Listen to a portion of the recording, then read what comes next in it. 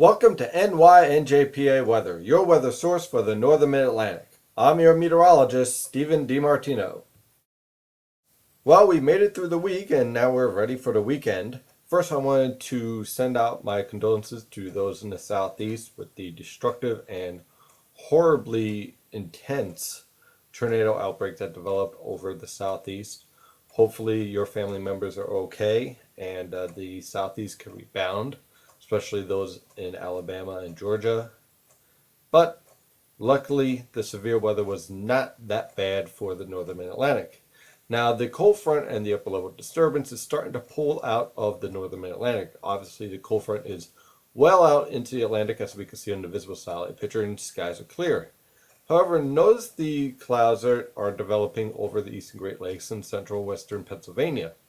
These clouds are the result of the upper level disturbance that's associated with the severe weather finally lifting northeast towards the Canadian Maritimes. Unfortunately, you'll have to move through the northern Mid-Atlantic in order to do that.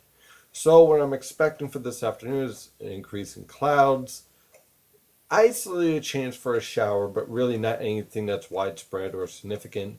And if you have any outdoor activities, don't cancel them. The shower will last maybe 30 minutes, if that, and then it'll exit out of the region into the Atlantic. So really, I'm not really expecting all that much. And by the time we get to 5 p.m., a lot of these showers will start to dissipate as the temperatures begin to cool. Overall, though, not a bad day at all for the northern Mid-Atlantic. This is a surface map as of 10 a.m. and as you can see, high pressure is pretty much in control throughout much of the eastern United States. Again, our cold front is moving out into the Atlantic. And for this Friday afternoon, we have that weak disturbance moving through the Great Lakes, possibly producing an isolated shower over the northern Mid-Atlantic, as I said, but really not much of a significant impact. And then high pressure is going to remain in control for Saturday and Sunday with clear skies, dry conditions, and temperatures in the 60s to lower 70s. So if you have any type of outdoor activities, go out and enjoy them. It's going to be beautiful out. Let's say you're going to the Mets versus Phillies. Maybe you got a Yankees game. Maybe you go on a picnic, or you're going on a trail. Anything. Go out for a bike ride. Get out there. It's going to be beautiful outside. Unfortunately, while April is going to be ending on a nice note, May is not going to be starting off all that well.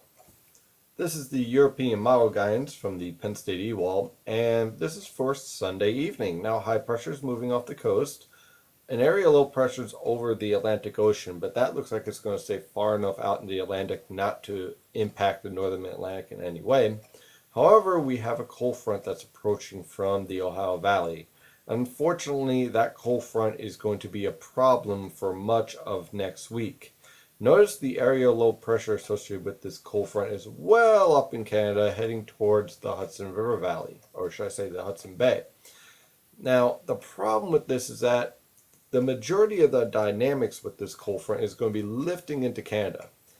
And the upper level winds, well, I'm going to show you in a minute, they're not going to be very supportive to support this cold front to move through quickly. And that is going to cause some problems for next week. Now, let's fast forward to Monday afternoon. And you can see by Monday afternoon, our cold front has stalled along the mid-Atlantic coast. Now, the European model guidance is in strong agreement with other models that basically keeps this front stalled over the northern mid-Atlantic. The GFS is a little bit more aggressive with the cold front. It does have a cold bias, so it's something to consider. And it pushes this cold front further off the coast, which means that we end up with drier conditions and temperatures in the mid to upper 60s because it's sunny out.